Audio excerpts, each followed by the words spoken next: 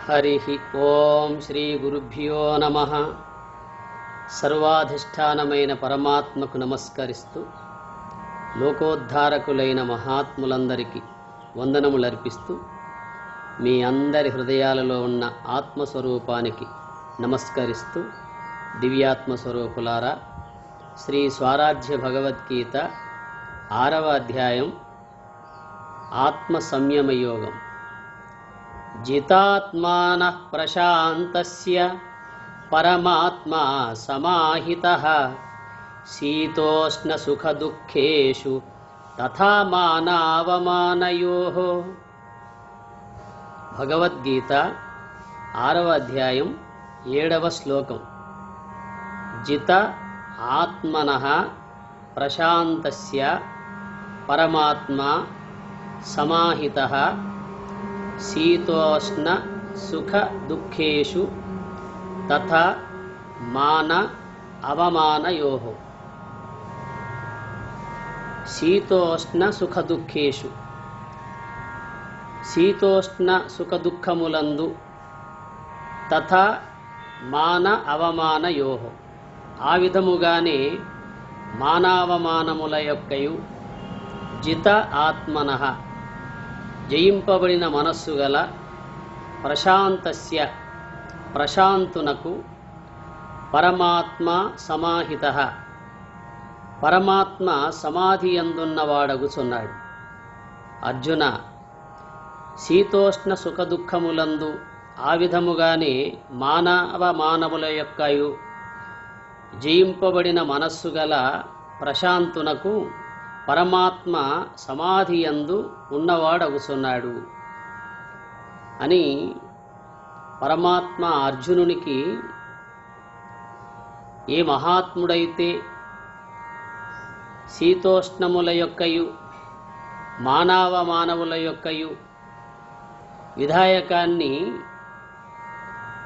మనస్సు చేత జయింపబడి ప్రశాంతమైనటువంటి స్థితి కలుగుతుందో, అట్టి మహాత్మునికి తన యందున్న సమాధి చేత పరమాత్మ తెలియబడతాడు అని చెబుతున్నాడు. 6వ అధ్యాయం ఆత్మ సంయమ యోగంలో ప్రత్యేకించి చెప్పే విషయమంతా మనకు మళ్ళీ మళ్ళీ అదే విషయాన్ని మరో విధంగా చెప్పినట్టుగా తెలియబడుతూ ఉంటుంది. ఎందువల్ల అంటే, సమాధి అనే పదానికి కానీ, ఆత్మ అనే పదానికి కానీ, పరమాత్మ అనే పదానికి కానీ సందర్భానుసారంగా అర్థాలు మారుతూ ఉంటాయి.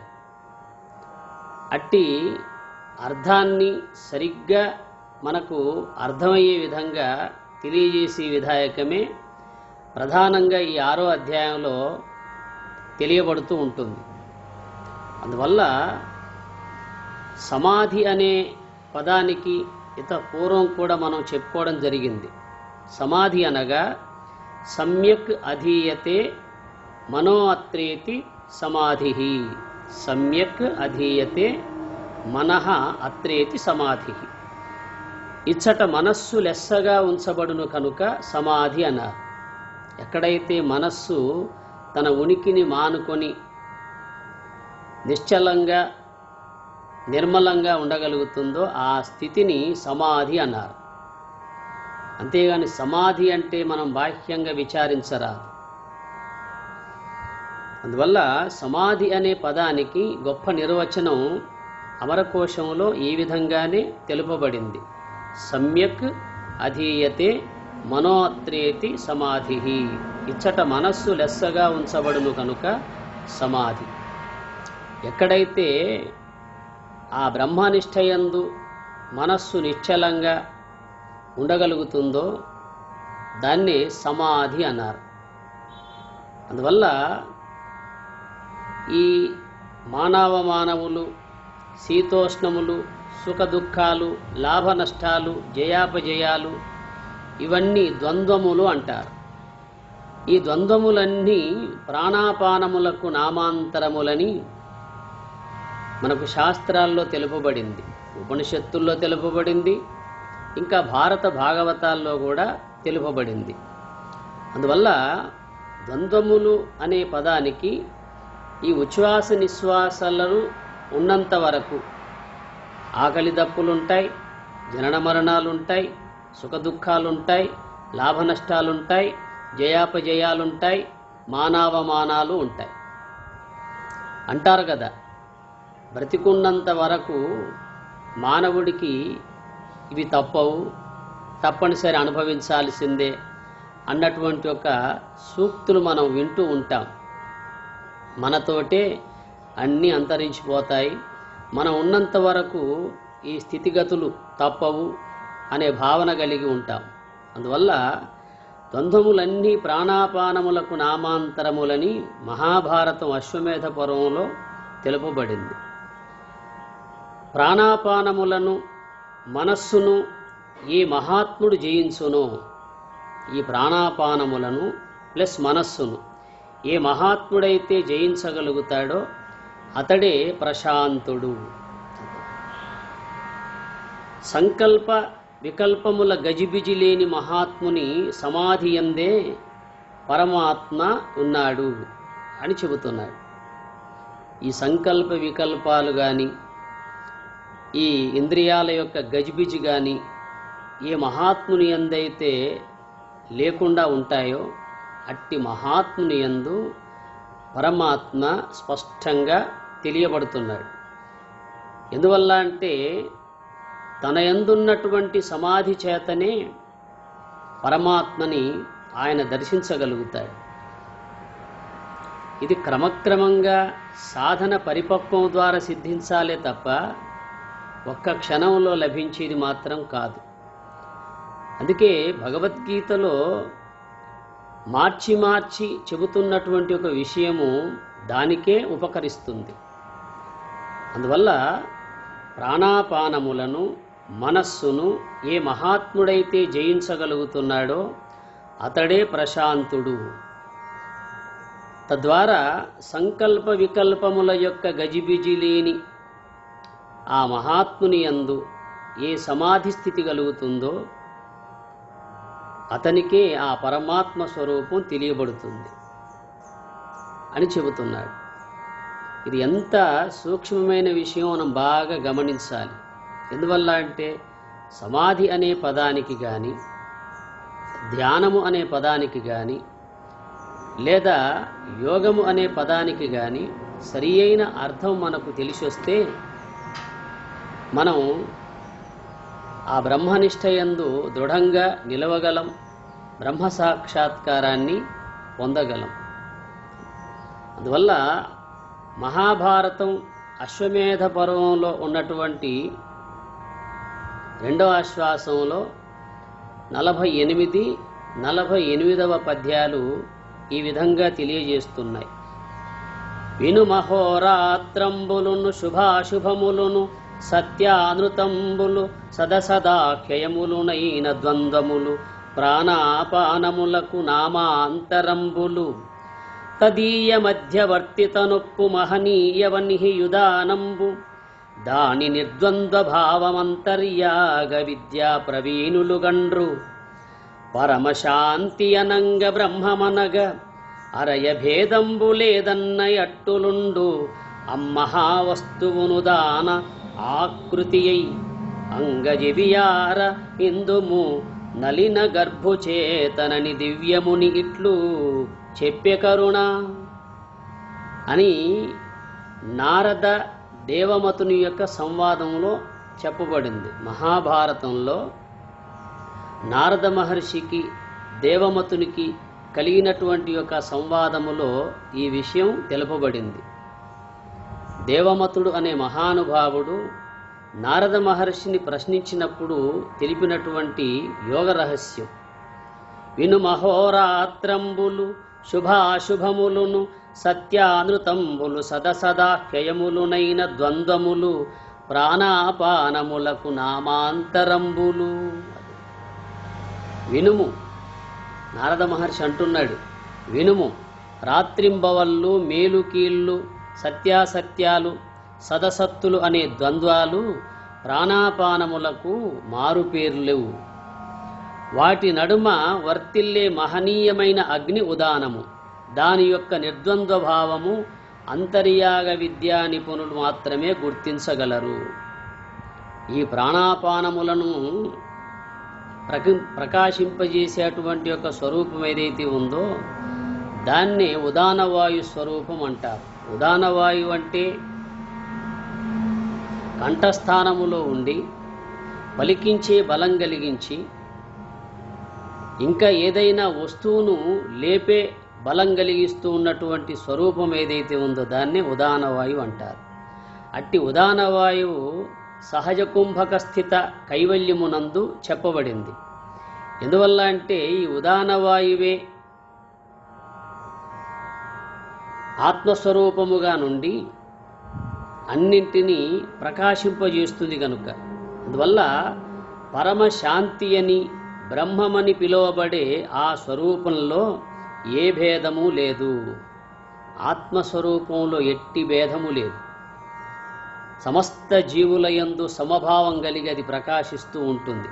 అందువల్ల అట్టి స్థితిని పరమశాంతి అన్నారు, దాన్నే బ్రహ్మము అన్నారు. ఆ స్వరూపము ఏ భేదము లేకుండా ఉంటుంది. అదే ఉదానవాయువని బ్రహ్మదేవుడు చెప్పగా మేము విన్నాము అని నారద మహర్షి ఆ దేవమతునికి తెలియజేస్తున్నాడు. ఈ విషయం ఎంత జటిలంగా రహస్యంగా ఉందో మనం బాగా గమనించాలి. మీ ఇళ్లల్లో మహాభారతం ఉంటుంది.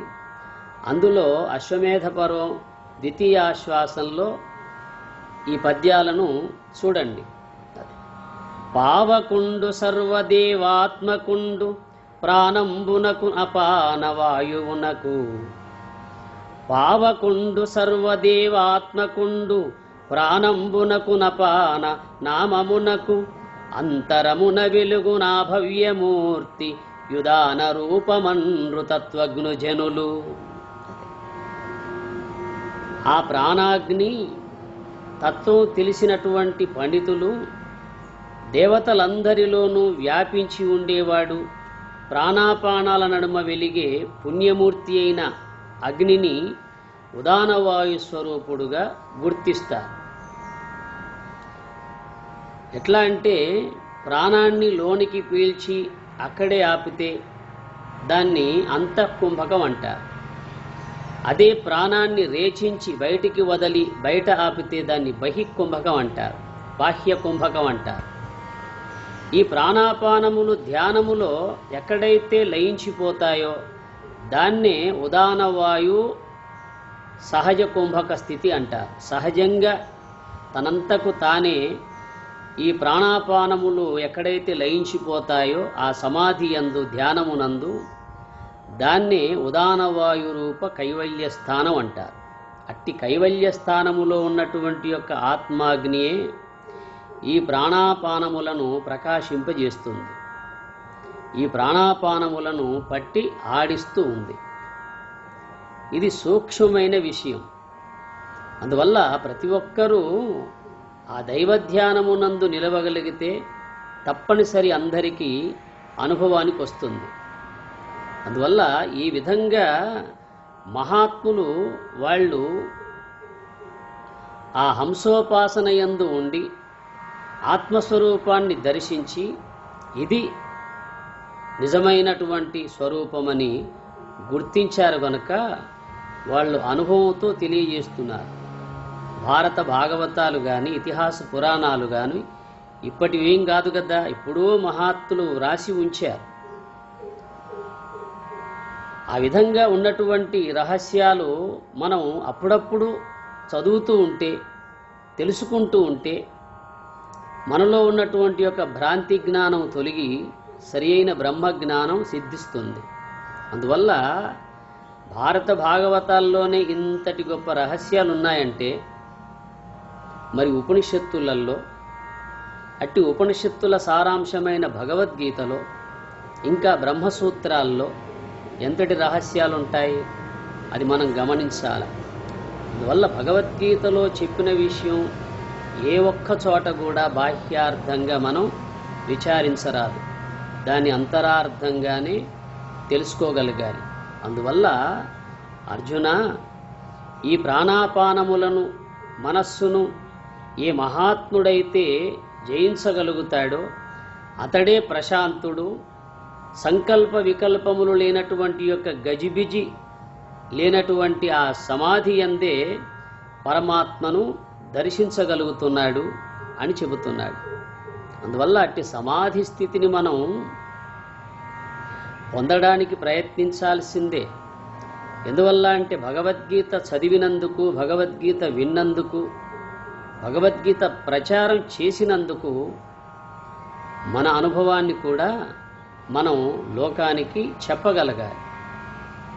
కేవలం శాస్త్రజ్ఞానం ఉన్నంత మాత్రాన అనుభవ జ్ఞానం లేకపోతే అది కూడా అసంపూర్ణమే.